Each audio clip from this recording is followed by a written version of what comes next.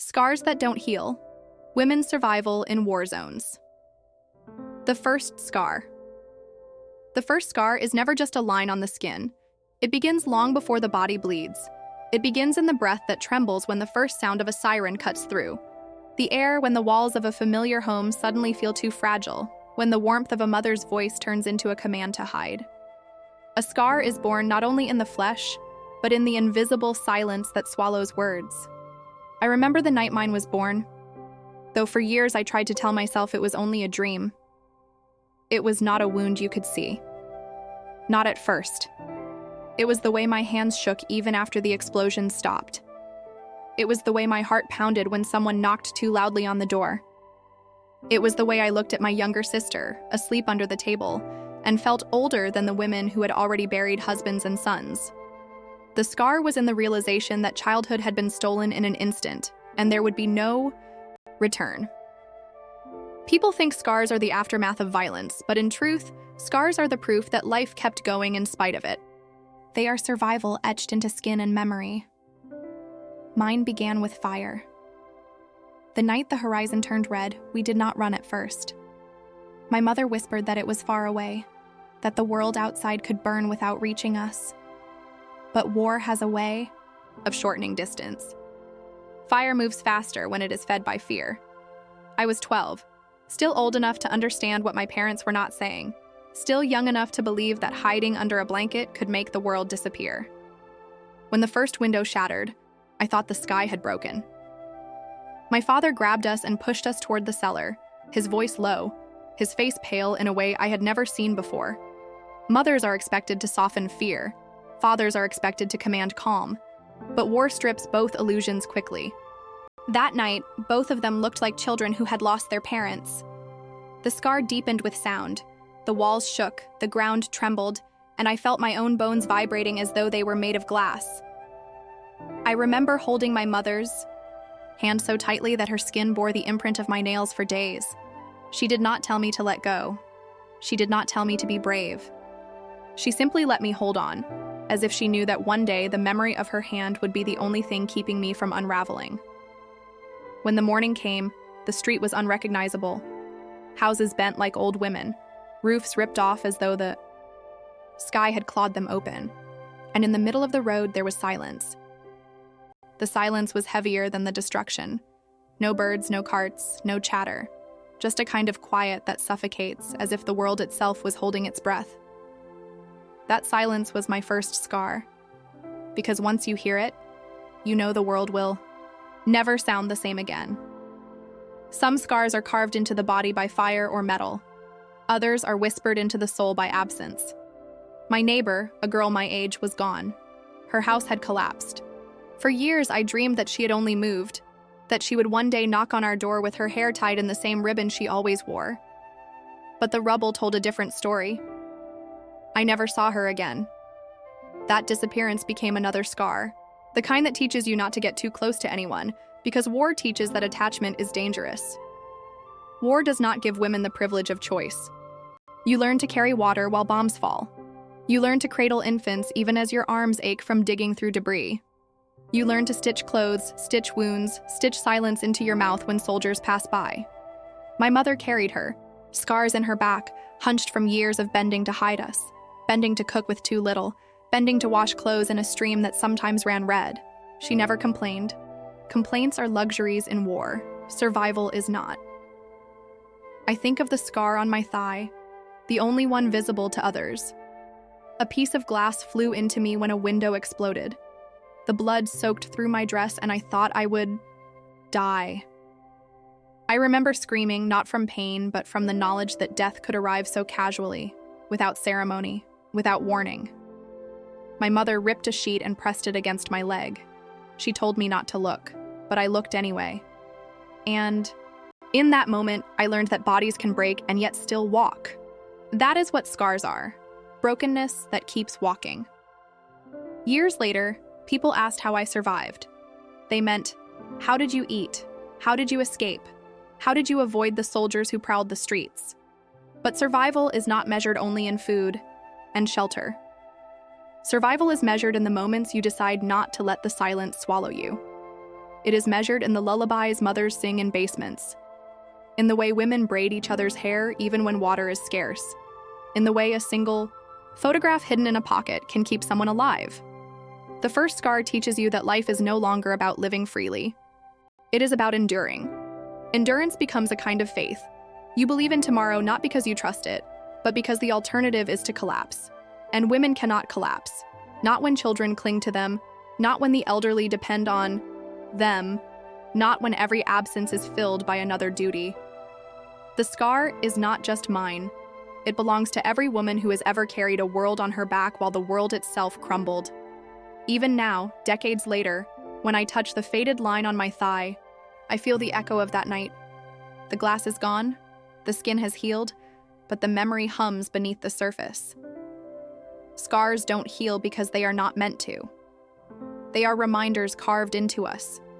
Reminders that we endured, that we witnessed, that we survived. They are stories that flesh refuses to forget. I tell you this not for pity, but for memory. Because memory is the only weapon women have against erasure. Men write the wars in books, women carry them in their bodies. Men are given medals, women are given silence. But scars are louder than silence if we dare to speak them. And so I begin here, with my first scar, so that you will know survival is not beautiful, but it is holy. The first scar is the one you never forget. It is the one that tells you life has changed forever. It is the one that whispers to you in the night, reminding you that you are both fragile and unbreakable. I carry mine still, and I will carry it until my last breath. The silent wound. Not every wound bleeds. Not every scar can be traced by fingers. Some remain invisible, hidden behind the ribs, pressed deep into the silence of the heart. These wounds are not less painful because they cannot be seen. In truth, they are often heavier because they are never acknowledged, never bandaged, never spoken. They grow in the dark, nourished by fear and secrecy. My second scar was one of those silent wounds. It was not the glass in my thigh, not the bruise from falling as we fled, not the cracked nails from digging through rubble. It was the night I learned what silence costs. The night I realized that keeping quiet could mean life, and speaking could mean death. For a child, silence is unnatural. Children want to cry, to ask, to shout, but war disciplines even the youngest mouths. It teaches you to swallow your voice until it burns your throat. We were hiding in the cellar when footsteps echoed above us, soldiers, boots on broken glass. My mother's hand pressed over my mouth, her eyes burning into mine with a command I would never disobey. Do not make a sound. My lungs ached. My sister whimpered softly, and my father held her so tightly that her little body seemed to disappear against his chest. In that moment, I understood that a single sound could summon death. I held my breath until the world swam, until I thought I would faint. They left, or at least we thought they had.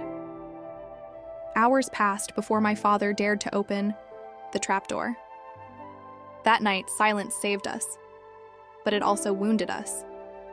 Because from then on, silence was no longer peace. It was pressure. It was weight. It was chains. It became something that followed me everywhere, even in moments when I should have spoken freely. It became my prison. That is the cruelest trick of war. It convinces you that survival requires you to silence yourself, and long after the war ends, you still cannot find your voice. There are wounds on women that history refuses to record.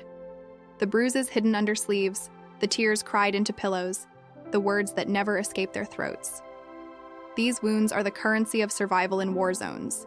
They are carried by women whose names we will never know, who kept quiet while soldiers searched their homes, who looked down while hunger hollowed their cheeks, who bit their lips until they bled rather than scream when grief threatened to devour them. My mother bore such a wound. I saw it in her eyes the day she received news that her brother had been killed. She did not scream. She did not collapse. She pressed her lips together, nodded once, and went to fetch water.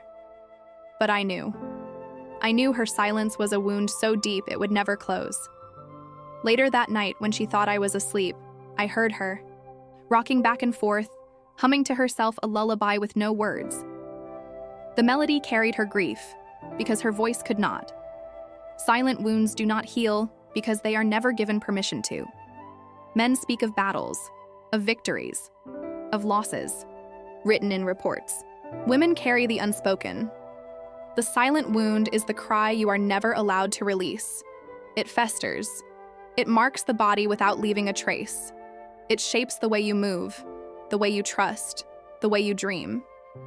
Even decades later, I still wake sometimes, with my throat tight as if someone's hand is pressing against my mouth again. Even in rooms where no soldiers stand, I hesitate before I speak. Even in safe places, I calculate the danger of words. The silent wound teaches you that speech is risky, that truth is costly. And though I have lived long past that cellar, long past those boots on the floorboards, the wound whispers still, "Be quiet, or you will not survive." Some women's wounds are deeper still. Some were forced into silence not only by fear, but by shame. Shame imposed upon them by men, by neighbors, by entire societies that pretended not to see. Women violated in war zones rarely spoke of it.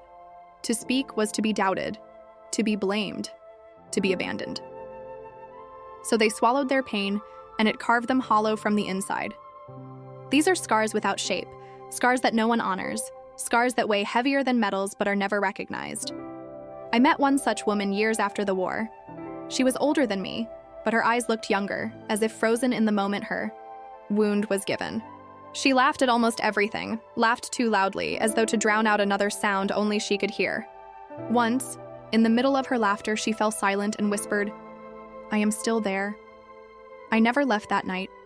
That was her silent wound, a moment that chained her, a moment she could never escape. War leaves behind ruins, but women are expected to rebuild. Yet how do you rebuild when your foundation is cracked? How do you carry water, raise children, cook meals, mend clothes, while carrying a wound no one acknowledges? Women do it every day. They bury their pain under chores. They disguise their grief with smiles. They press their trauma into silence because the world demands it. That silence becomes their scar. My silent wound has another shape as well. Guilt. Guilt for surviving when others did not. Guilt for hiding while others screamed. Guilt for silence when perhaps if I had spoken, something might have been different. The rational mind knows that a child cannot stop a war. But scars are not rational. They whisper accusations even when you know the truth. In the years after the war, people liked to say we were lucky. We were alive. But luck is a fragile word. What they could not see was that each of us carried invisible scars that would never fade. My father lost weight he would never gain back. My sister slept with the light on for the rest of her life. My mother rarely sang again. And I carried silence. A silence that wounded me more than glass, more than hunger, more than fear. Scars that do not heal are not always carved in blood. Sometimes they are woven in whispers, in secrets, in all. The things women never say. They shape us, they define us, they echo in the way we raise our children, in the way we trust strangers, in the way we measure every risk. The silent wound is the hardest to show, but it is the one that defines survival. I tell you this because I want you to know, when you look at a woman who survived war, do not only look for the marks on her body. Look for the way her eyes shift before she speaks. Look for the way she pauses when doors slam. Look for the way her smile trembles at the edges. Those are scars too. They may not bleed, but they cut just as deep. The silent wound never closes. It whispers still, even when decades have passed, even when the war is over. And perhaps that is why women continue to survive. Because even with these wounds, we keep breathing, we keep carrying, we keep enduring. The wound becomes part of us, and we learn to live with it. Not healed, never healed, but still alive. Mothers of ashes. War burns not only cities, it burns the womb, it burns the cradle, it burns lullabies before they can even be sung. And still, somehow, mothers rise from the ashes, carrying children on backs already bent by grief. If scars mark survival, then a mother's body is a map of a nation that refuses to disappear. I remember the first time I saw a woman give birth in the middle of a war. There was no doctor, no white sheets, no sterile instruments, only a basement lit by a single candle, the air thick with dust and fear. The mother screamed, and her scream was not only pain, it was defiance, a declaration that life could still emerge in a place devoted to death. When the baby's cry cut through the silence, everyone in that basement wept. For a moment, the sound of war faded, replaced by something holier. But motherhood in war is not sanctified. It is crucified. Imagine breastfeeding while bombs shake the ground. Imagine swaddling a newborn in cloth already stained with blood. Imagine raising a child on ashes, telling them stories about rivers that once ran clear, about orchards that once bloomed, about fathers who once returned home at night. A mother's scar is carved not only in her body but in every dream she must deny her child. My own mother carried her scars quietly. She fed us with bread thinner than paper, tearing her portion into smaller pieces so ours looked larger. She lied with her eyes, telling us we were full when hunger gnawed through our bellies. She smiled when she wanted to collapse, sang lullabies when her throat was raw from smoke. Her silence was her scar, and her smile was the bandage that never quite covered it. War zones turn mothers into soldiers without uniforms. They fight not with rifles, but with recipes stretched thin, with blankets that cover too many children at once, with hands that dig through rubble for dolls instead of corpses so that little eyes will believe in magic one more day. They fight. Exhaustion, despair, starvation. They fight to keep love alive when the world insists it is useless. And still, the scars grow. I remember a woman who carried her infant strapped to her chest while she searched for water. The child was quiet, too quiet. Only when another woman touched the baby did we realize he had died hours earlier. Still, the mother walked, because stopping meant collapsing, and collapsing meant being left behind. Her scar was not just her child's absence. It was the cruel endurance of a body that kept moving even when her heart had already stopped. Some scars of motherhood in war are visible. Breasts that dry too soon, arms scarred from shielding children from shrapnel, backs twisted from caring more than they should. Others are invisible. The nightmares of mothers who wake at dawn reaching for children who will never wake again, the guilt of surviving when their children did not, the unbearable weight of memory pressing on their every breath. Mothers in war become storytellers. They invent lullabies where no music exists, create fairy tales out of ruins. My mother told us that the thunder outside was only giants bowling in the sky, that the trembling ground was laughter, not bombs. Her lies were love. They were scars too, because every lie cut her tongue, every story tore her heart. But she told them anyway, because mothers in war must trade truth for hope. And yet, hope is fragile. I once asked my mother if the war would end soon. She did not answer. She only stroked my hair and said, "Sleep now.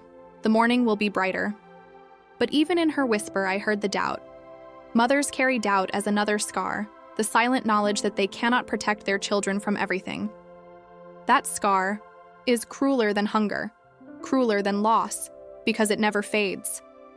There is another kind of motherhood in war, the women who mother children not their own, women who adopt orphans because they cannot bear the sight of another child alone, women who nurse babies abandoned on church steps, who braid the hair of girls who have no mothers left, who teach lullabies to children who no longer remember their mothers' voices.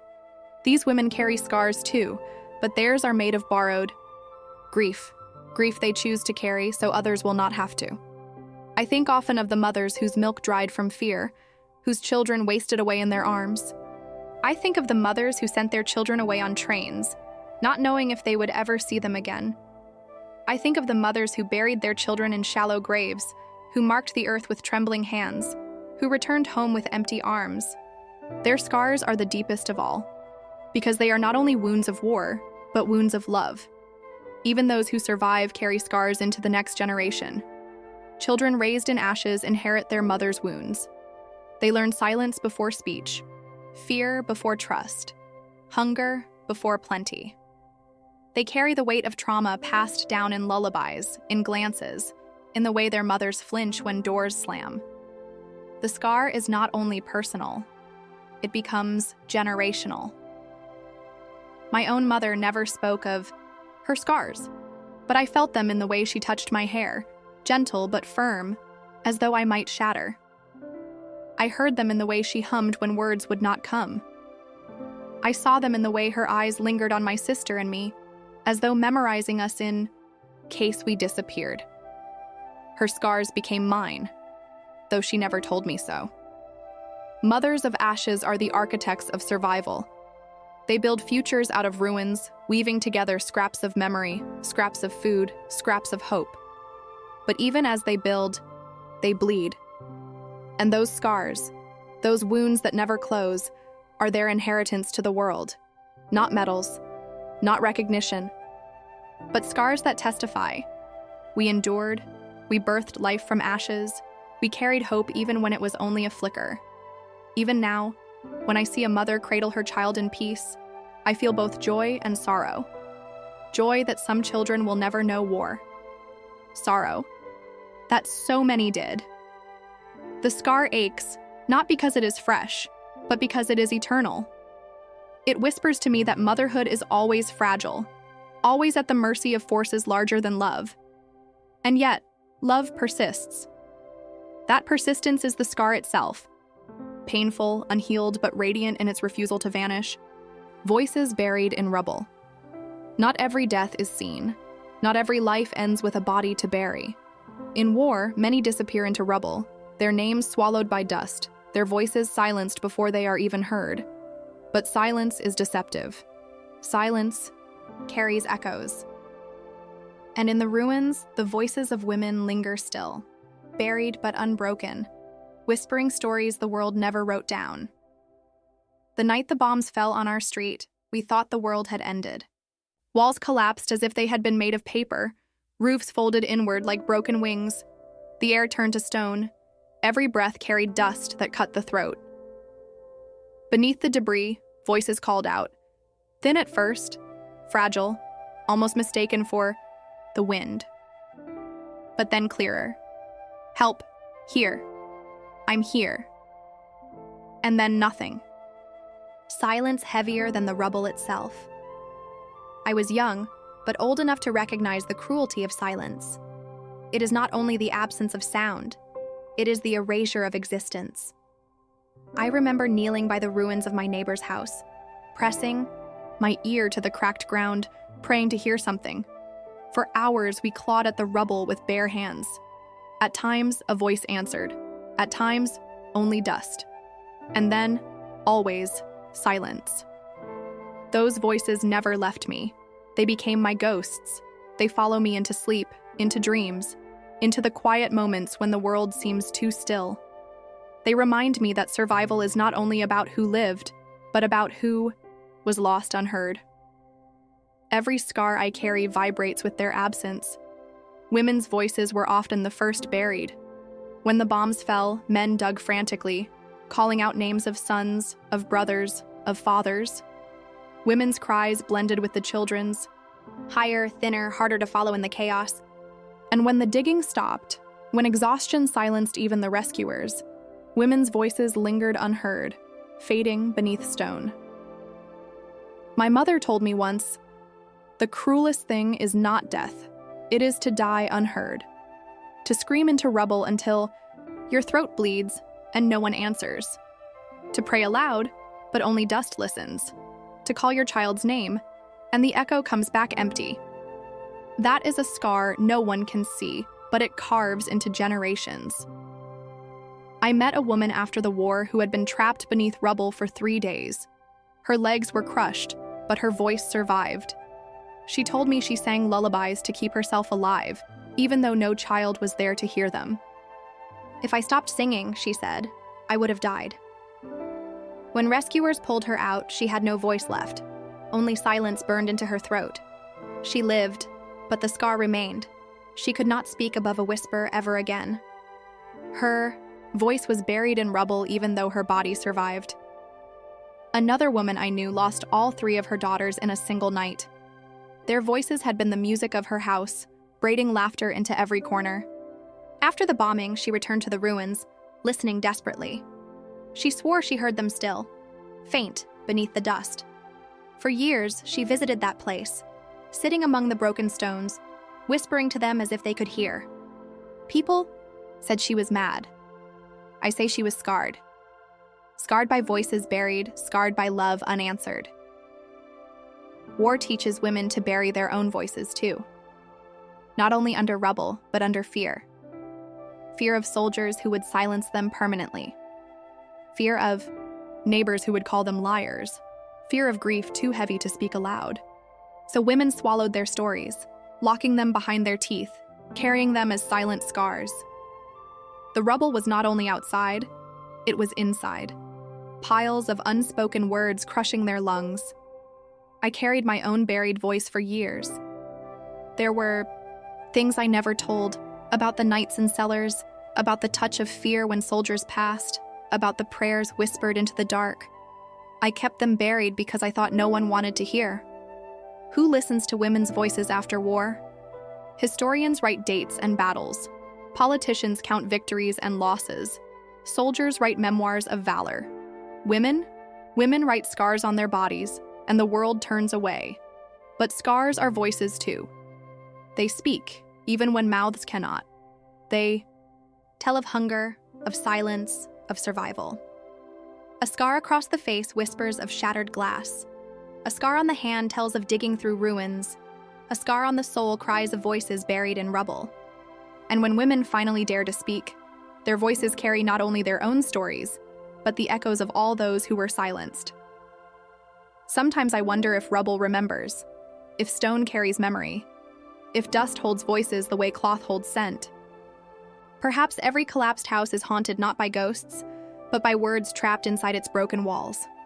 Perhaps that is why ruins feel so heavy even decades later, because they are filled with unsung lullabies, unfinished prayers, final cries. Even now, when I walk past collapsed buildings in cities far from my own, I stop. I listen. Part of me expects to hear them again, those faint voices calling from beneath stone. My rational mind knows they are gone, but my scars remind me. Silence is never empty. It is full of voices the world refused to hear. To speak of these scars is to dig through rubble with words. Each memory I share is a stone lifted, a fragment cleared, a voice uncovered. Some I cannot save. Some are buried too deep. But perhaps, by telling you, I give them a breath they were denied. Perhaps, in this way, the voices buried in rubble rise again, not in sound, but in memory. War ends, they say. But rubble remains. And beneath it, always, the voices of women, waiting for someone to listen. The body as a battlefield. They say wars are fought over land, over borders, over the pride of nations. But for women, the battlefield is often closer, crueler, more intimate. It is the body itself. Skin becomes territory. Wombs become trophies. Silence becomes the only shield. Men fight with guns, but women are forced to carry wars in their own flesh. This is a scar deeper than any wound, the knowledge that your own body was not yours during war, that survival demanded enduring what no one should endure. I learned this truth not from books, but from watching the women around me. Some returned from the fields with clothes torn, eyes hollow, lips trembling with words they would never say. They were alive, and in war that was considered victory. But I could see in their posture, in the way their shoulders hunched as if hiding invisible marks, that something inside them had been taken and never returned. The body becomes a battlefield when soldiers treat it as conquest. They may not capture a city, but they will capture a woman, declaring dominion over her as though she were land to be plundered. It is a violence beyond the visible. A city can be rebuilt, a body can heal. But the scar carved into a woman's sense of self, into her ability to belong to herself, does not fade. It lingers in every step, in every glance, in every silence that follows. My mother used to say, "A wound to the body heals faster than a wound to the dignity." She was right. I saw women with broken bones recover and walk again. But I also saw women with perfect bodies whose spirits had collapsed, who moved like shadows, who avoided mirrors, who could no longer sing. Their bodies were scarred not by what could be stitched, but by what could not be named.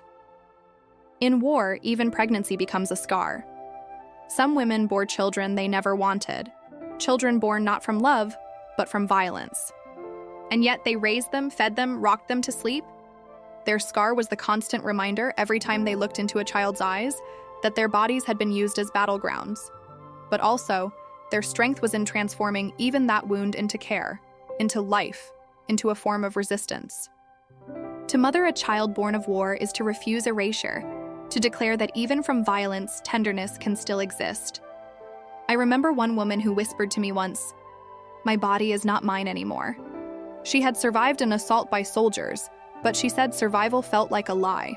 Her scar was invisible to all, yet louder than any scream.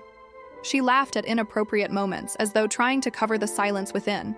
That laugh was her armor, her mask. But beneath it, the battlefield raged on, long after the war ended. And yet the body is not only a battlefield of violation, it is also a fortress of resistance. I saw women who starved themselves to keep food for their children, turning their bodies into shields against hunger. I saw women march barefoot across frozen roads, carrying infants on their backs while frost bit their skin, refusing to let their children fall. I saw women with arms scarred from labor, from hauling water, from digging graves, who still braided their daughters' hair each morning as if order and care could defy chaos. Their bodies bore scars, yes, but those scars became banners of survival. War paints scars differently on men and women. Men display theirs with pride as medals. Women hide theirs, ashamed or silenced by others.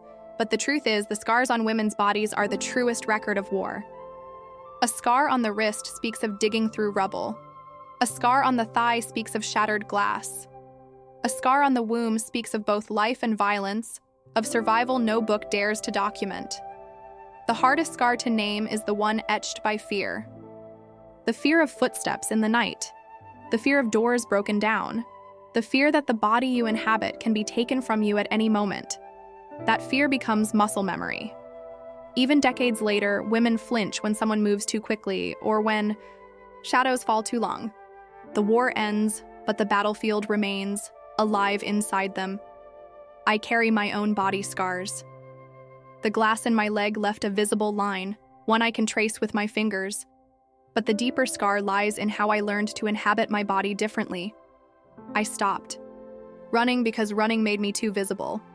I stopped laughing too loudly because joy could draw attention. I learned to make myself smaller, quieter, invisible. My scar was the reshaping of myself into something less alive just to survive. But scars are paradoxes. They are wounds, but they are also proof of healing. They hurt, but they also declare, I endured. Women's bodies carry these paradoxes more than anyone. They are at once battlefields and sanctuaries, violated and sacred, broken and unbreakable. Every scar is an act of testimony, even if unspoken. Sometimes I wonder if the body remembers more than the mind. Trauma buries itself in muscles, in breath, in posture.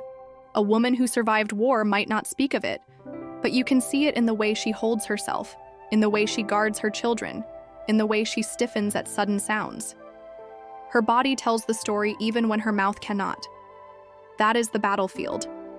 A flesh and bone diary, written in scars that never fade. And yet, despite all of this, women rise. They dress their scars with dignity. They choose to carry life even after their bodies have been treated as sites of destruction.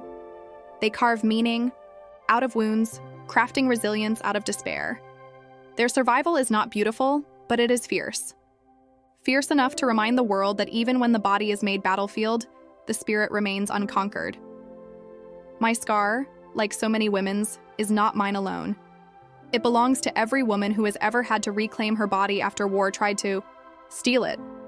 It belongs to the ones who never found their voices again, and to the ones who screamed until the world could not ignore them. It belongs to the mothers, the daughters, the sisters, the unnamed and unremembered, whose bodies bore the weight of wars they never chose. The body as a battlefield is a truth too often buried, because it is uncomfortable, because it forces us to see what war really does beyond numbers and treaties. But if we ignore it, we erase the deepest scars of all. And so I tell it. not to dwell in pain, but to honor those who survived with their bodies marked yet still breathing, still walking, still carrying generations forward. Because in the end, a scar is not only a reminder of what was done to you, it is also a reminder that you are still here. And for women in war zones, that truth, painful, holy, unhealed, is the scar that will never fade. Letters never sent. There are scars written not on the skin, not even on the heart, but on paper that never reached its destination. In war, letters become more than words. They are lifelines, prayers, final confessions folded into fragile envelopes. And yet, many of these letters are never sent. They are buried in drawers, burned in fireplaces, or lost in ruins. Their unsent silence becomes another scar, not of flesh, but of memory. I remember the first letter I wrote during the war. I was too young to know how to address it, too young to know where it could be sent. It was meant for my cousin who had joined the resistance. I wrote about our street, about the tree we used to climb, about how my sister still hummed the same tune when she was afraid. I folded it carefully, pressed it between the pages of a book, and promised myself I would give it to him when he returned. He never returned.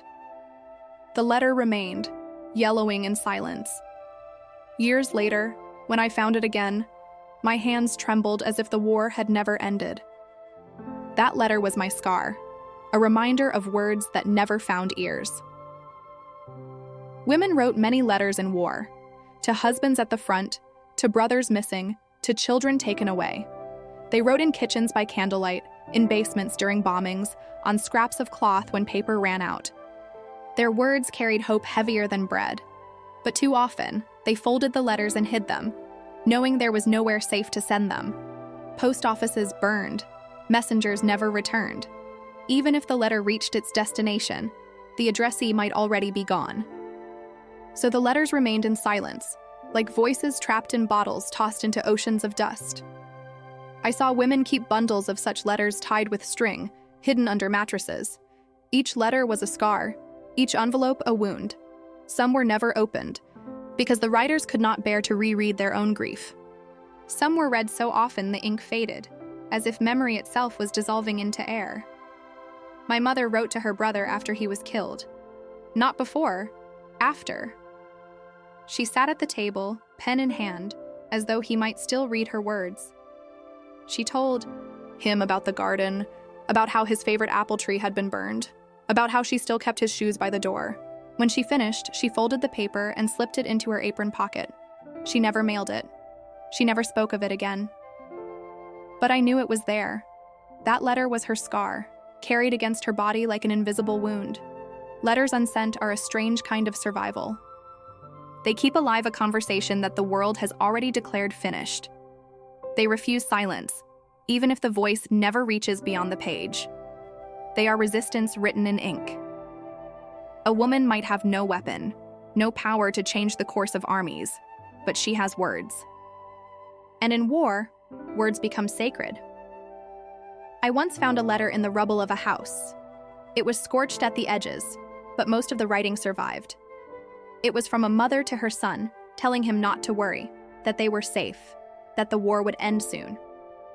I don't know if he ever read it. Perhaps he died before it was sent.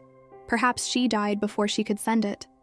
But the paper carried her voice, and in reading it, I felt the weight of her love and her lie. Because they were not safe. Because the war did not end soon. That contradiction was her scar, pressed into every word. Some letters were confessions, words that could not be spoken aloud. A woman might write about her fear, about her hunger, about her anger at God. But instead of sending it, she folded it into silence, afraid of judgment, afraid of breaking the fragile illusion of strength.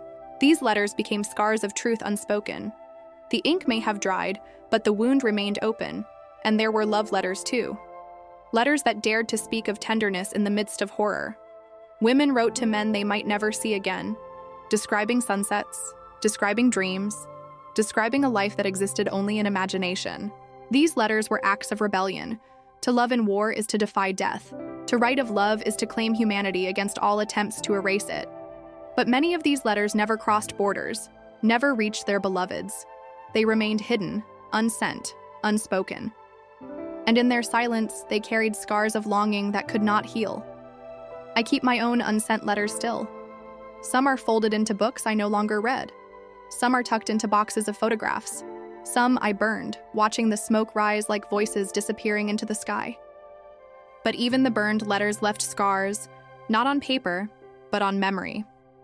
Because once you write words meant for someone and they never arrive, you live forever with their absence.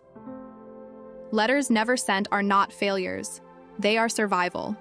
They are proof that even when women were silenced, they still wrote. That even when voices were buried in rubble, they found a way to breathe on paper. That even when there was no one left to read, women still refused to let their truths vanish unspoken. In every war zone, there are archives of invisible letters. Unsent, unread, unseen. But they exist, like scars beneath clothing. They remind us that survival is not only about living through the day, but about leaving behind words for a tomorrow that may never come. Perhaps one day those letters will be found. Perhaps one day someone will open a box, unfold a piece of paper, and hear a voice long buried. And in that moment, the scar will speak again, proving that silence does not erase, it only delays. Because scars that don't heal are not only on bodies. They are on pages never mailed, on words never read. They live in the letters that wait still, even now, for someone to listen. The weight of survival. Survival is not as light as people imagine. It does not end with breath or with the heart that keeps beating when others have stopped. Survival is heavy. It settles on your shoulders like stones carried one by one until you no longer stand upright. The world looks at you and says you are lucky to be alive. But you know luck is only another word for burden. Because living when others did not means carrying more than your own life. It means carrying theirs too. The weight of survival is the first thing you feel when silence falls after chaos. When the bombs stop and you are still standing, you look around for the faces that should be there. You call names and no one answers. You touch your own skin in disbelief. Alive. The word tastes bitter. Why you? Why not them? That question is the scar carved deepest of all. I remember the morning after the air raid that leveled half our street. I woke to smoke still rising, to cries muffled by dust. My sister's hand was in mine, warm. My parents were alive. But the house next to ours was gone. A mother I knew well, the woman who once baked bread for us, lay in the rubble. Her child, the one who played marbles with me in the dirt, was gone too. I felt my throat close. Why them? Why not me? That question never left. It sits in me still, heavy as stone. Women carry this weight differently than men. Men are given medals for surviving battles. Women are given silence. And yet their survival is no less a battle. They keep children alive with nothing but crumbs. They walk for miles with empty stomachs, carrying water in broken buckets. They endure hunger, fear, violation. They survive. But instead of honor, they are given guilt. Instead of recognition, they are given scars. The weight of survival is not only grief for the dead, but envy of them too. I once heard an old woman whisper, "The dead are at rest, we are not." Her words shocked me, but I understood. To die is to end pain. To survive is to carry it forever. That is the cruel paradox. Survival is both gift and punishment. I saw this in my mother's eyes. She lived, but every day she carried the ghosts of those who did not. She spoke their names under her breath when she thought no one listened. She lit candles for them long after the war. But she never lit a candle for herself. She did not believe survival deserved light. That was her scar, believing she was unworthy of joy because others had lost theirs. And then there were the mothers who lived when their children did not. Their survival was the heaviest of all. To outlive your child is to carry a wound that never heals. They wore that survival like chains. Some refused to eat more than a crust of bread, punishing themselves for the meals their children could no longer share. Some sat in silence for years, their bodies alive but their souls long buried. Their scars were carved not by bombs, but by absence. I remember one woman who survived a massacre in a nearby village. She had hidden in a cellar, clutching her baby. When she emerged, everyone else was gone. The weight of her survival was unbearable, She carried it by walking to the river every day, standing on the bank as if tempted to let the water carry her too. But she never stepped in. Her scar was the refusal to follow, the burden of staying when everything in her longed to leave.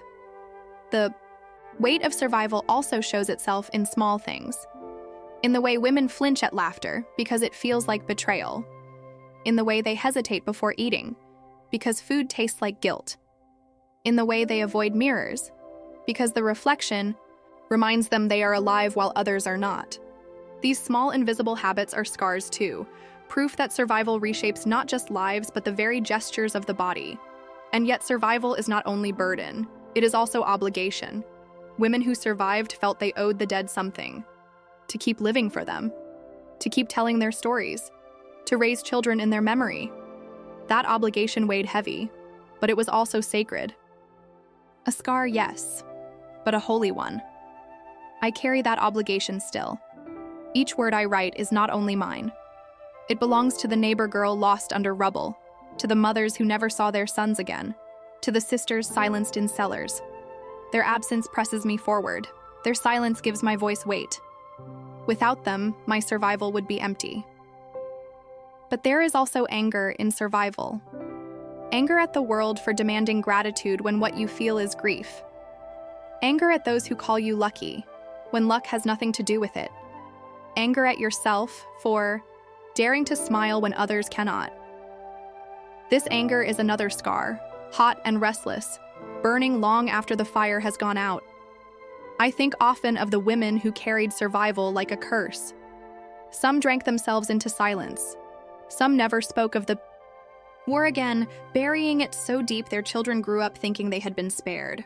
But the scars showed anyway, in the way they raised their voices, in the way they clung to their children too tightly, in the way they broke at sudden noises. Survival leaves fingerprints you cannot hide. And yet, in all this weight, there is something miraculous too. Survival is heavy, but it is also luminous. To carry ghosts is painful, but it is also proof of love. Each scar is a thread binding us to those who are gone, ensuring they are never erased. Survival hurts, but it also preserves. It carries forward voices, faces, names. It testifies that they lived, even if only through us. The weight of survival is not meant to be carried alone. Women carried each other. They shared scraps of food, shared lullabies, shared silence when words failed. They leaned against one another like beams holding up a broken house, their scars interlocked, and in that binding, they found strength. This is another truth of survival. It is unbearable alone, but possible together. I do not know if I have carried survival well. My scars still ache, my memories still wake me in the night. But I know this: survival, however heavy, is a form of defiance. To live when death wanted you is to declare, even in silence, you did not win. That declaration is carved into me, into every woman who endured. Yes, survival is weight. It bends the back, slows the step, presses down until breath itself is labor. But it is also testament, a scar that speaks. We were here, we endured. We refused to vanish. And even when it feels unbearable, survival remains the fiercest act of all. Women who wore shadows.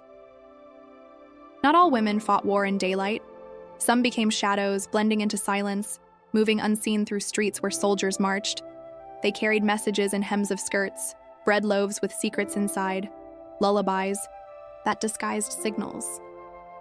They became smoke, invisible but everywhere, shaping the course of survival with steps too quiet to notice. Their scars are the scars of invisibility, to exist only in fragments, to save others without ever being remembered. I first heard of such women from whispers in the village. They were called messengers, couriers, spies. But they were also mothers, daughters, seamstresses, women who learned to disappear. One of them lived near us. To most, she was only the woman who baked bread. To me, she was the woman who slipped scraps of paper inside the crusts, words that carried more power than bullets. I did not know it then, but she risked her life every day, carrying war inside loaves of bread. To wear shadows is to give up the right to light. These women could never claim what they did. They could not boast of saving lives, could not confess their dangers even to family. Their work was silence. Their scar was to know they were essential and yet erased. Long after the war, no monuments bore their names. But without them, resistance would have faltered. I remember one winter when rumors spread that soldiers were hunting for women couriers. We hid in cellars, but the women of shadows walked calmly through streets, baskets in their arms, shawls over their heads. Soldiers did not see them as threats. That blindness was their camouflage. Yet each step was weighted with fear. To stumble was to die. To glance the wrong way was to be undone. And still, they walked. One woman told me once, long after the war, "My body was not mine then. It was only a vessel for carrying secrets." She had sewn coded messages into her hem. If caught, she would have been executed. Her scar was not visible, but she carried it in her sleep. Even decades later, she woke at night, clutching her skirts, as if searching for messages to deliver. Survival had trained her body into permanent vigilance. Women in shadows also resisted with care. They smuggled food to prisoners, carried medicine in baskets of onions, hid fugitives in attics while soldiers dined below. Their shadows stretched into every corner, unseen but vital. And each act carved a scar, not only from fear of discovery, but from the silence that followed. To save someone's life and never speak of it, to bury your own courage because the world would never acknowledge it. That is a scar no metal could heal. The cruelest thing was how invisibility continued after war. Men were honored. Their names carved into stone, their victories written in books. Women who wore shadows returned to kitchens, to laundry, to silence. Their scars deepened not only from what they endured, but from what they were denied: memory. History has no space for shadows, and yet shadows shaped history. My mother once said, "War depends on the unseen more than the seen." She was right. For every soldier with a rifle, there was a woman carrying food, stitching uniforms, hiding children. For every general drawing maps, there was a woman walking miles to deliver a message sewn in her dress. And yet their contribution was buried. Their shadows never left the walls of their houses. I think often of the women who erased themselves for others, who dimmed their light so others could live. Their scars live in the pauses when they speak, in the way they avoid praise, in the way they step aside so others can stand forward. They learned too well how to be invisible, and even peace could not teach them how to return. There is a kind of holiness in shadows. They are not absence, they are presence in disguise. Women who wore shadows embodied this holiness. They were unseen, but they carried nations on their backs. They endured without applause, survived without witness. Their scars may not shine, but they are sacred nonetheless. And yet, invisibility hurts. To save lives and remain unrecognized is to live with a silence that gnaws. Some women whispered their stories only on deathbeds, when secrecy no longer mattered. Others carried them to the grave. Their scars remain in the questions we will never answer. How many lives were saved by a loaf of bread? By a whispered warning? By a woman's footsteps vanishing into night? I want to give them voice now, even if too late, to say, "I see you. I know you wore shadows not because you wanted to, but because survival demanded it. I know your scars were carved not by bombs, but by silence. And I know that even though history forgot, memory has not. Scars that don't heal are often invisible, just like the women who bore them. But invisibility is not weakness. It is power veiled, courage disguised. These women proved that sometimes the strongest act of war is to remain unseen, to let shadows shield what light cannot. And so I remember them, not as ghosts, not as whispers, but as pillars hidden in plain sight. Their scars speak still, even if their names are gone. And through memory, their shadows finally step into light. The hunger that spoke. Hunger is a language of its own. It speaks without words, gnawing through silence, rattling bones like hollow drums. In war, hunger becomes more than absence of food. It becomes a weapon, a scar, a slow violence etched into every rib, every hollow cheek, every child's cry that fades into whimper and then into nothing.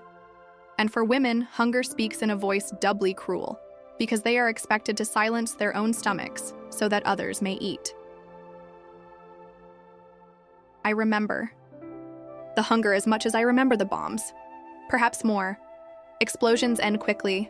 Hunger lingers. It lives in the body day after day until you begin to mistake it for part of yourself. My mother used to say, "The stomach forgets faster than the heart," but that was her lie to us. Hunger is unforgettable. It carves memory into your very bones. The first winter of war, food disappeared faster than hope. Bread lines stretched for hours, and often by the time our turn came, the baskets were empty. Mothers broke crusts into crumbs, feeding them to children with trembling hands, licking flour from their palms as if it were sugar. Women were magicians, conjuring meals out of nothing, boiling grass into soup, grinding acorns into bitter flour, stretching a single potato into 3 meals. Their scars were carved into their bodies, ribs pressing against skin, eyes sinking deep, hands shaking with weakness. But hunger spoke in other ways too. It spoke in arguments whispered in cellars, in mothers weeping quietly when children begged for more, in neighbors turning against each other for a scrap of bread. Hunger stripped away civility, revealing how fragile our kindness could be when survival demanded otherwise. And yet, women carried hunger differently. They swallowed it. They let it gnaw at them while pushing food toward others. Their scar was not only starvation, but sacrifice. I will never forget the day my mother pretended she had eaten. She sat at the table smiling faintly, telling us she was full. Only later did I realize she had nothing. Her body thinned until her bones cast shadows against her dress. Her scar was not the hunger itself, but the silence with which she endured it. That silence spoke louder than any scream. Some women turned hunger into rebellion. They stole from soldiers' stores, hid food in baskets under their skirts, risked death for a handful of flour. One woman I knew was caught smuggling bread to prisoners. They beat her, but she never revealed where she had hidden the rest. Her body bore scars from the blows, but the deeper scar was the hunger she chose to carry so others could eat. Children's hunger was the most unbearable. Their cries were sharper than bombs, their eyes larger than ruins. Mothers tried to shield them with lies. Tomorrow there will be more. The soup will taste sweeter if you wait. Hunger makes you strong. But children know. Their bodies know. Some faded slowly, their voices dwindling into silence. The silence of hungry children is a scar etched into every mother who hears it. Hunger also spoke in betrayal. There were women forced to trade their bodies for bread, to endure shame so their children would not starve. Their scars were twofold, the violation itself and the knowledge that survival had demanded such a price. Some never forgave themselves, though they saved lives.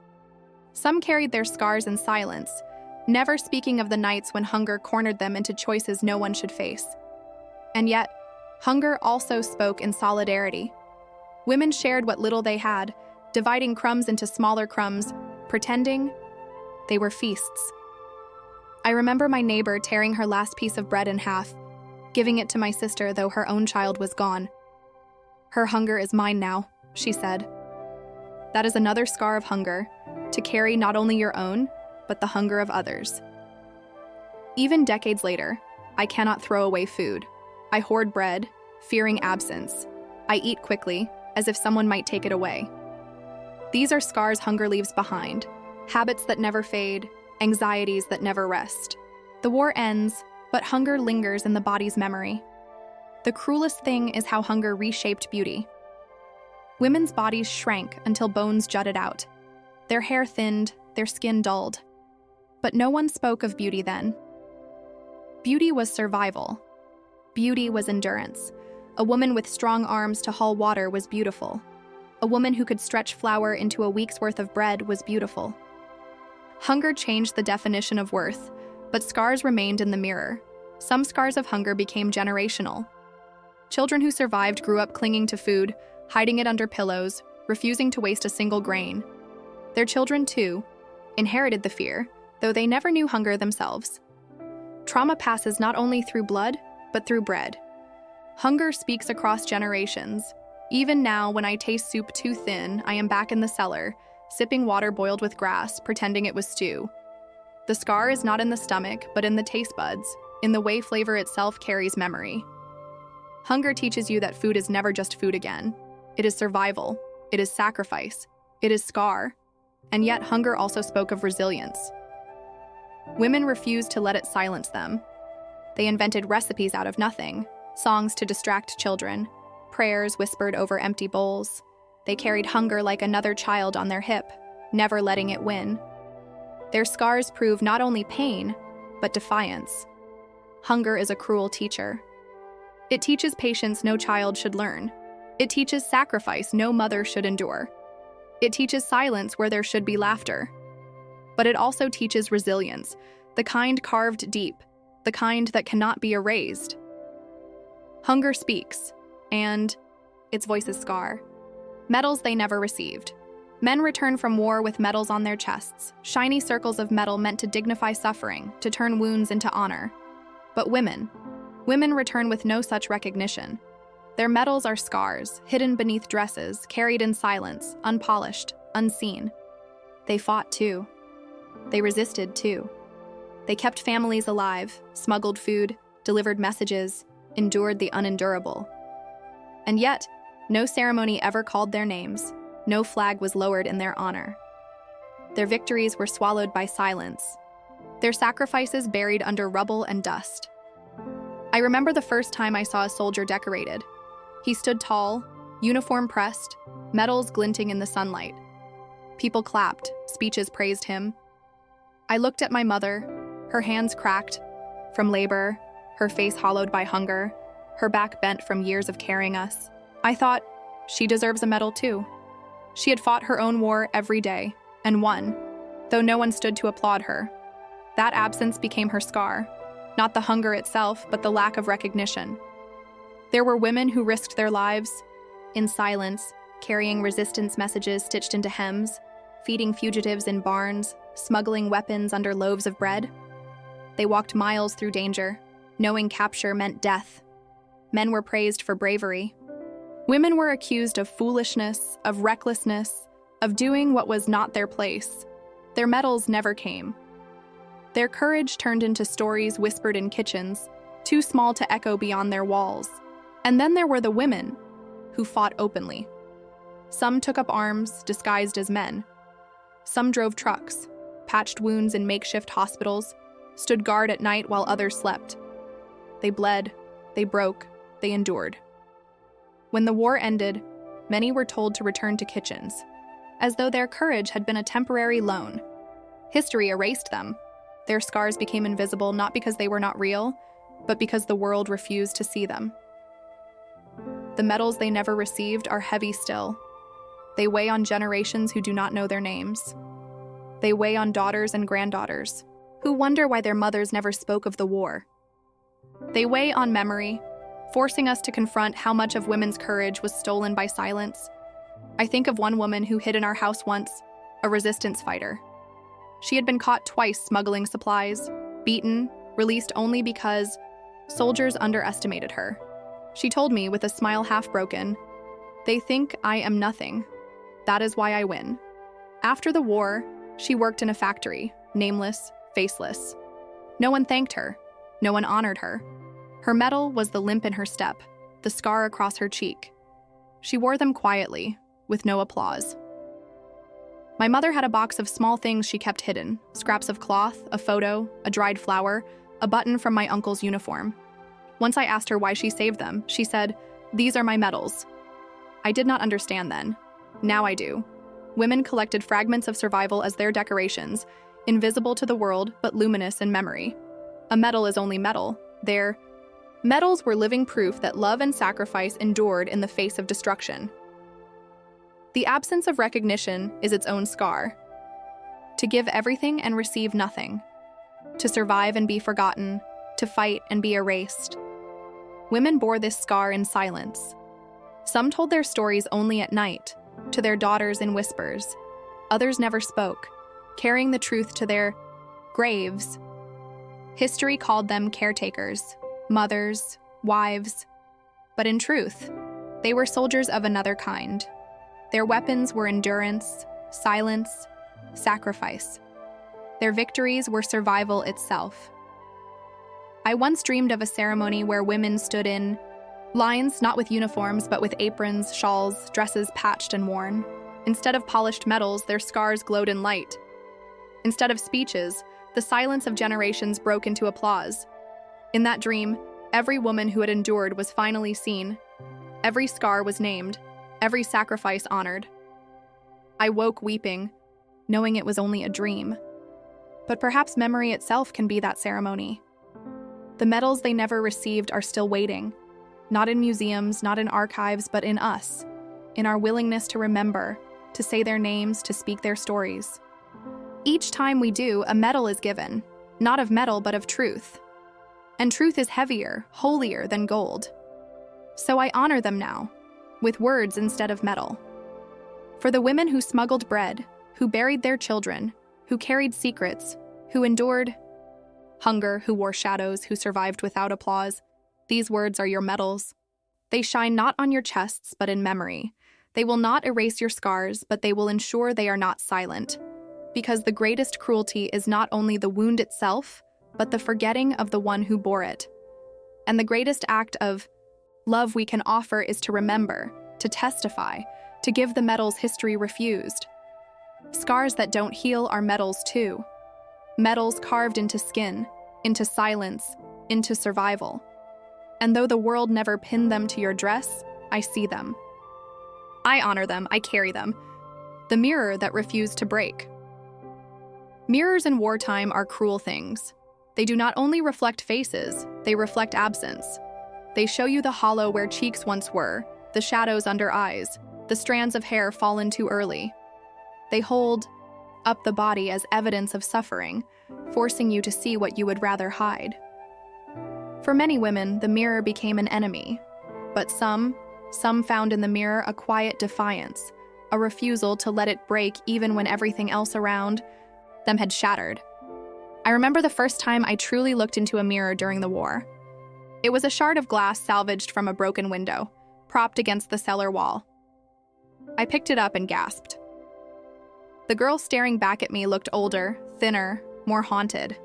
She was not the child who once braided ribbons into her hair, who once chased butterflies in summer fields. She was someone else, a survivor. That moment became a scar, because it was the first time I realized war had rewritten my face. For many women, mirrors became unbearable. Some covered them, unable to stand the reminder of who they had become. Others smashed them, choosing shards over reflections. But even broken glass reflects. Even a fragment can show you an eye, a wrinkle, a scar. The mirror does not disappear. It multiplies. Each piece whispering, "You are still here," though changed. My mother never broke our mirror, though I know she wanted to. She would stand before it at dawn, combing her hair with hands cracked by cold, her face pale with hunger. She never admired herself. Admiration had no place in war. But she looked anyway, as though to remind herself she existed.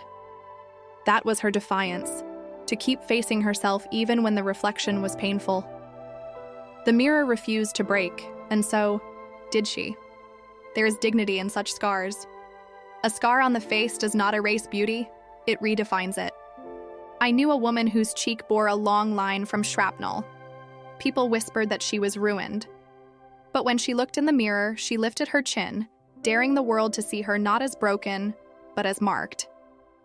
"This is my medal," she once said, touching the scar. Her mirror reflected not loss, but endurance. Yet for others, the mirror became another battlefield. Women violated, beaten, starved, looked at their reflections and saw only wounds. Their scars whispered accusations. "You are less. You are ruined. You are no longer yourself." Some turned the mirror against the wall. Some never looked again.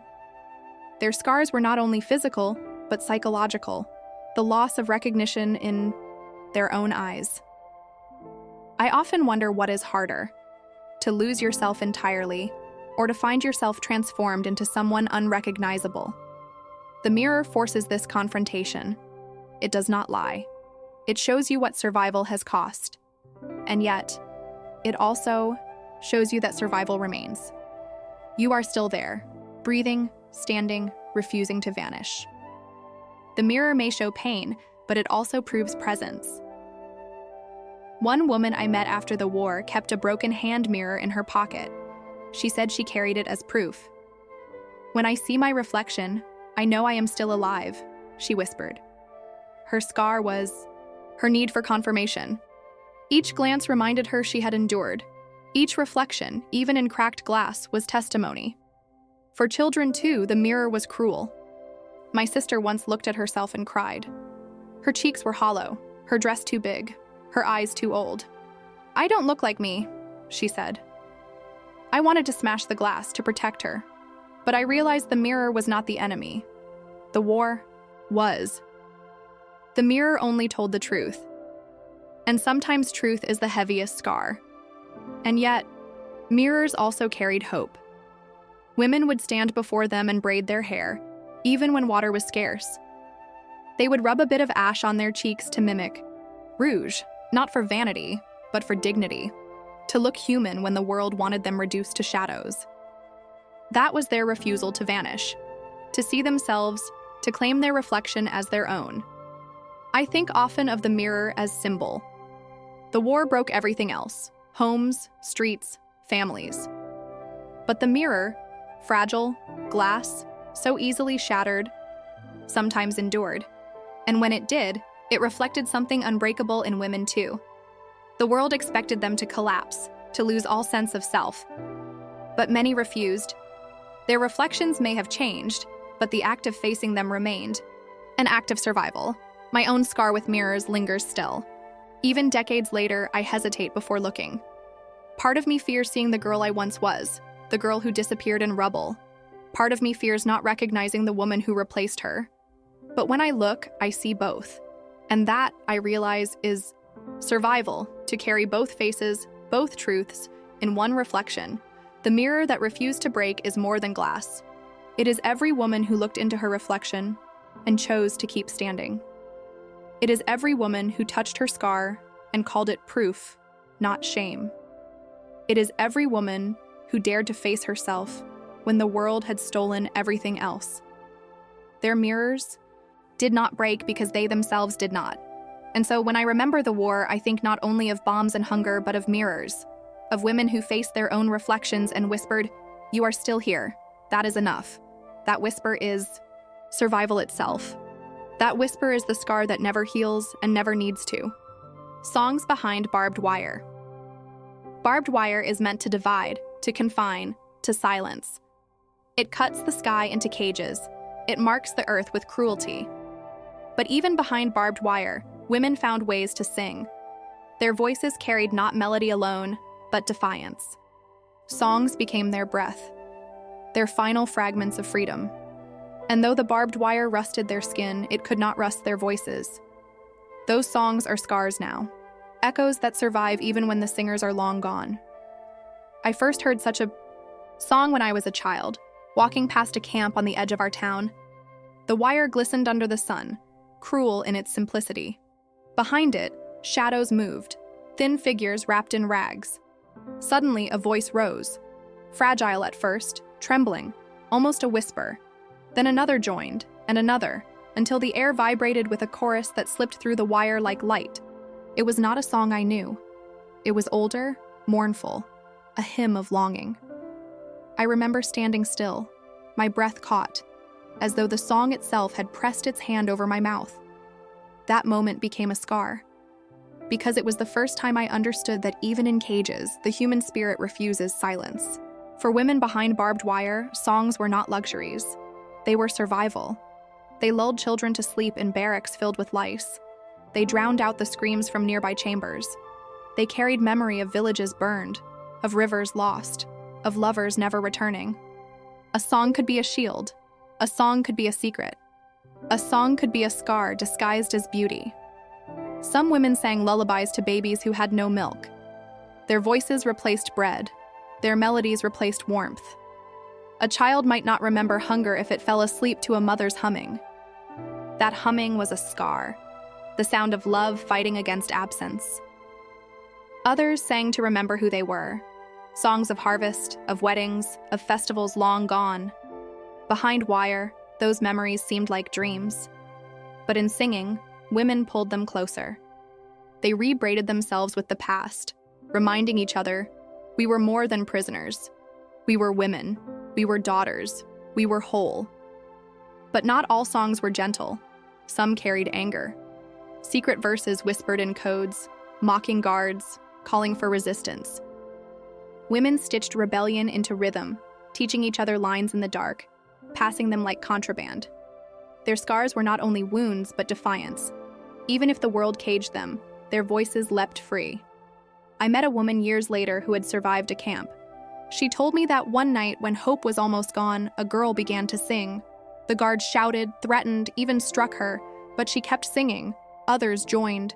Soon the entire barracks shook with voices. For a moment, she said, we were free. The wire disappeared. The walls dissolved. Only our song remained. Her scar was that memory, burned into her forever, both beautiful and unbearable. Songs behind barbed wire were also funerals. Without coffins, without graves, women sang for the dead.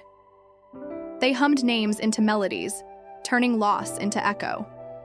When a woman disappeared in the night, her friends sang softly in the morning, as if stitching her into memory with sound. The wire could stop bodies, but it could not stop memory sung aloud. And yet, songs were dangerous. Guards punished women who sang too loudly. Some were beaten, some silenced forever. But still, the songs rose, like smoke through cracks, like water through stone. The scars of those punishments remain in survivors, missing teeth, broken ribs, voices hoarse for life. But the songs also remain, carried in memory, hummed in kitchens decades later, teaching children lullabies that once kept their mothers alive. My own scar with songs came when my mother hummed one night after hearing about women in the camp. She sat by the window, her face in shadows, and sang a melody so low I almost missed it. It was not joyful, not even mournful. It was something else, a stubborn note of existence. I asked her why she sang. She said, because as long as we sing, we are not gone. Decades later, I find myself humming without knowing why. In markets, on walks, before sleep. The tunes are fragmented, incomplete, like broken mirrors. But they are there, scars and sound. They remind me that survival is not only breath, but song. That even when the world cages you, your voice can slip through. Barbed wire was meant to break women, but it did not. Their bodies bent, their stomachs hollowed, their backs bruised. Yet their voices climbed higher than the wire, threading hope through the air. The wire rusted. The songs remain. The scars of those songs are not only in history, they live in us. In the way we hum when afraid, in the lullabies passed down without knowing their origins, in the instinct to sing when silence feels too heavy. These are the echoes of women behind wire, their voices refusing to vanish. Scars that don't heal are not always flesh. Sometimes they are melodies, haunting, unfinished, lingering in the air long after the singers are gone.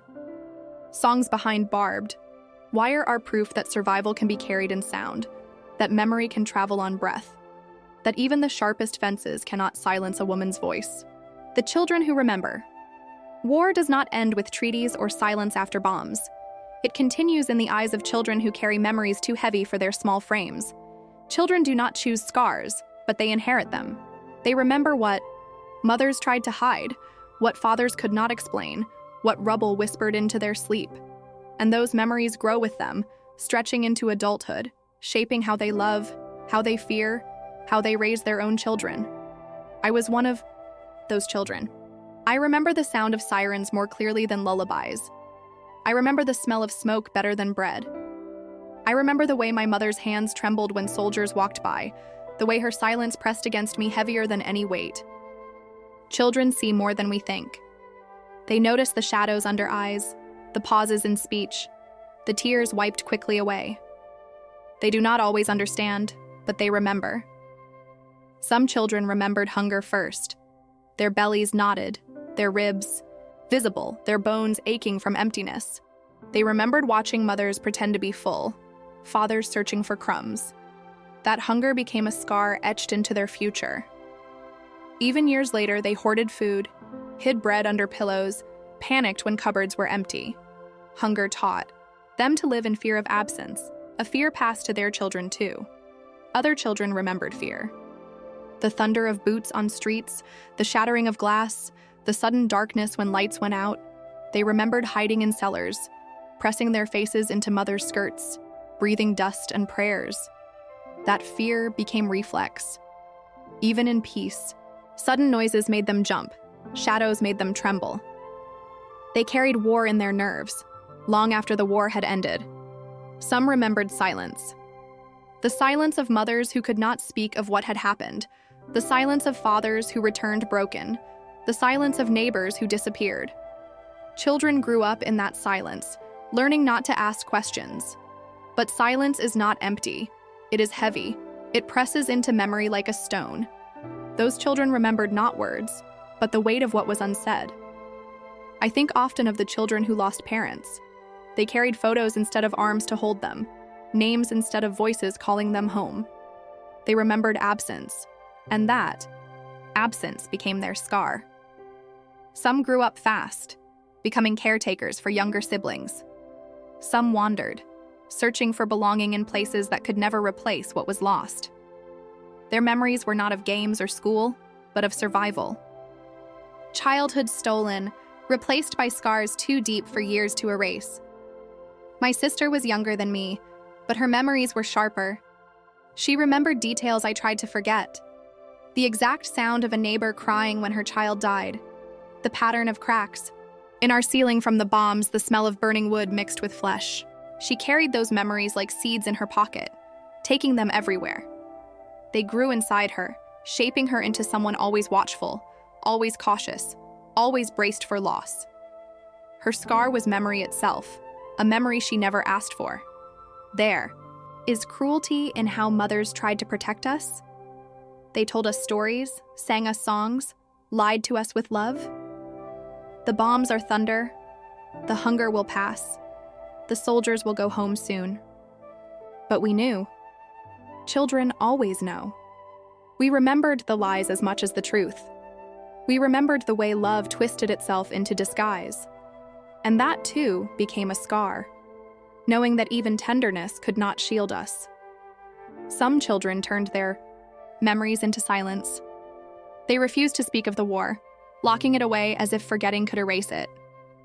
Others turned their memories into stories, repeating them again and again, unable to stop the echoes. Both are scars. One scars by erasure, the other by repetition. Neither heals. Generations later, the children of those children still remember.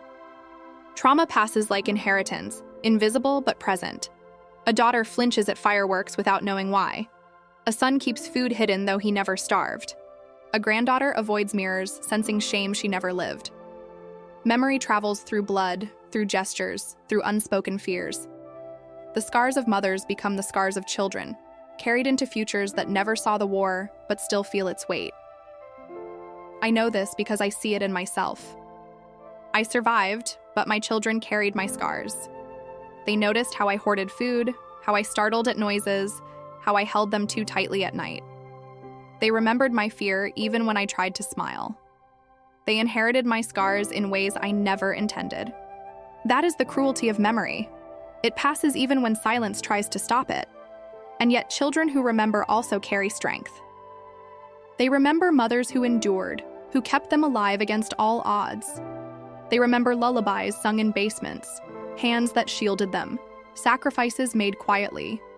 They remember courage woven into daily survival. These memories, too, are scars, but scars that shine. Scars that prove resilience can be passed down as much as fear. I once asked my sister what she remembered most. She said, "Not the bombs, not the hunger. I remember Mother's hands."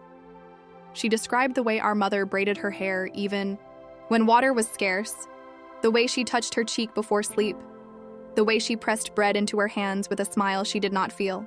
Her hands, my sister said, were my whole world. That memory was her scar, but it was also her strength. Children who remember carry both shadows and light. Their scars ache, but they also testify.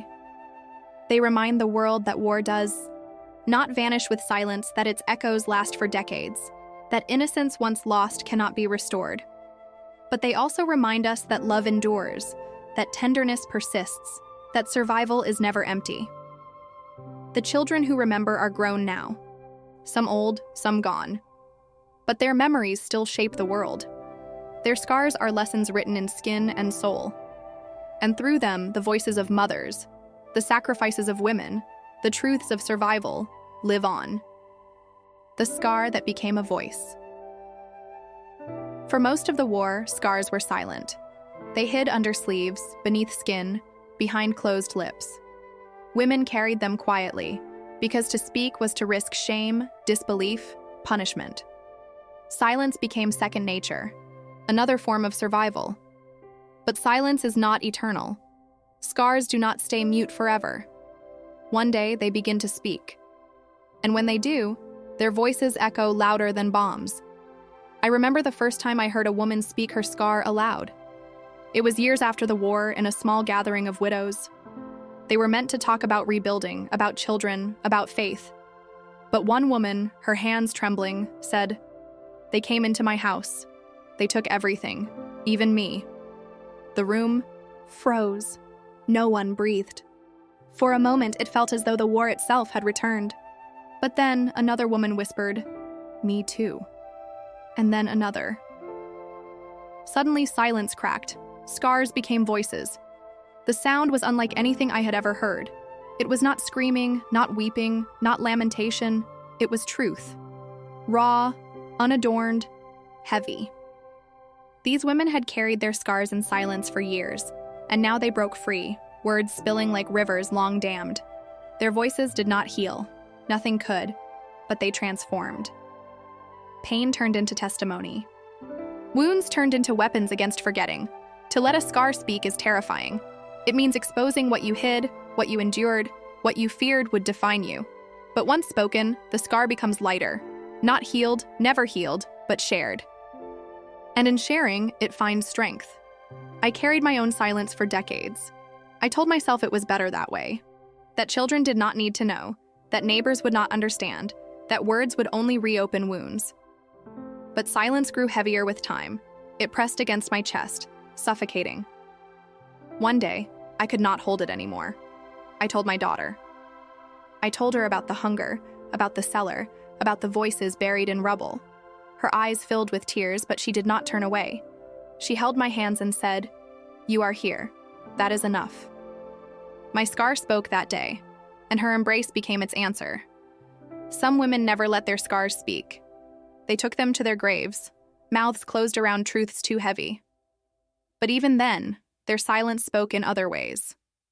In the way they raised their voices at sudden noises, in the way they hid food in cupboards, in the way they clung to children too tightly. Their scars spoke without words, written in gestures, in habits, in shadows. Others spoke through art. They painted rubble in colors of memory, stitched quilts from rags of war, wrote poems no one read. Their creations became voices for scars. They could not speak aloud. A drawing of an empty chair, a lullaby with no words, a dress patched too many times. Each was a testimony, a scar transformed into something visible, something undeniable, and some scars spoke through generations. A daughter would find her mother's hidden letters. A granddaughter would inherit her grandmother's lullabies. Children would piece together the silence into truth, giving voice to what had been buried. In this way, scars found their voices, even when their owners could not. But the greatest transformation came when women began to speak together. Alone, a scar feels like shame. Together, scars become solidarity. Voices rise, overlapping, creating a chorus that drowns out silence. In that chorus, women find not healing, for scars do not heal, but recognition. To be heard is to exist. To exist is to endure. I once stood in a hall where survivors gathered. Their voices filled the air, telling stories of hunger, of loss, of violation, of resilience. No medals, no parades, no generals, just women, finally speaking. Their scars hung in the air like banners, fragile and strong. I felt my own scar stirring, whispering, "Speak too." And I did. My voice trembled, broke, but it came. The scar that had been silent for decades finally became voice. This is what scars do eventually. They demand to be heard. They carve themselves into memory, refusing erasure. They transform silence into testimony. And though the world may still try to turn away, the voice of a scar is persistent. It does not fade. The scar that became a voice does not heal. It does not need to.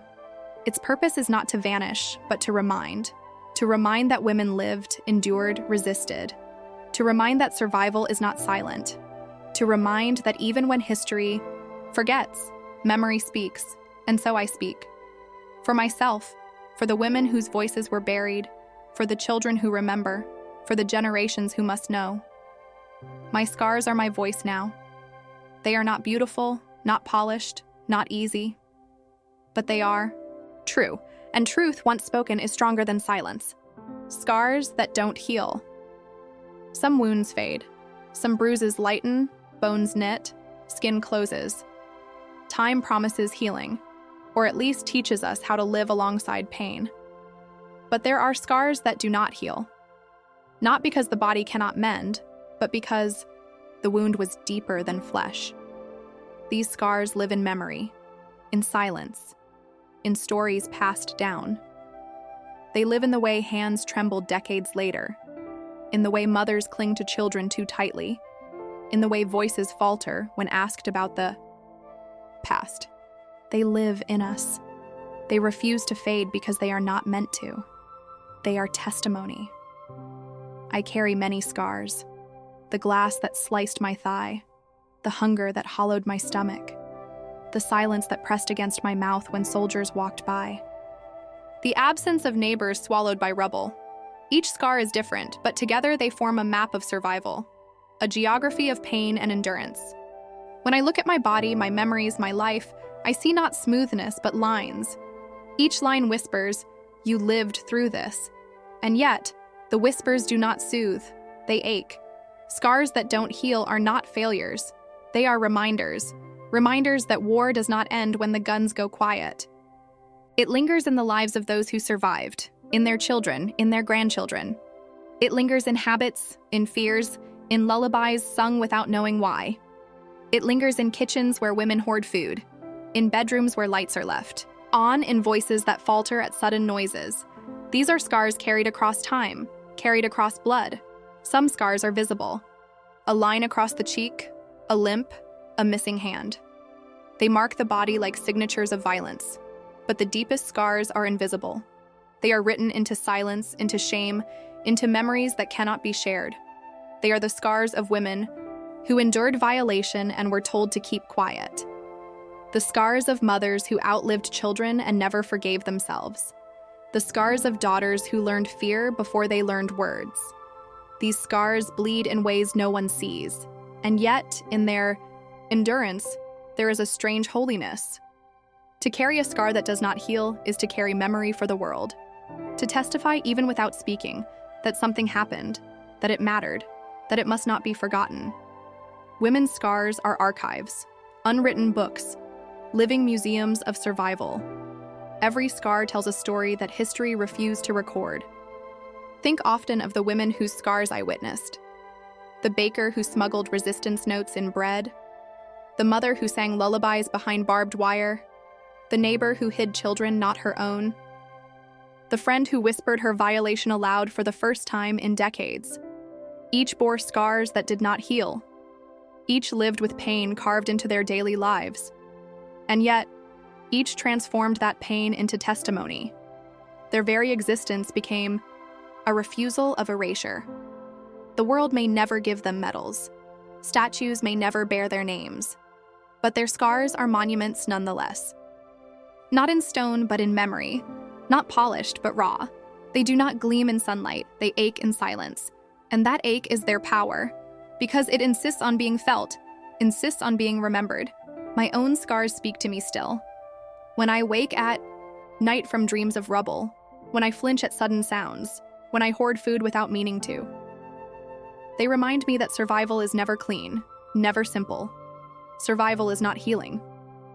It is carrying wounds forward, learning to live with them, letting them shape who you are.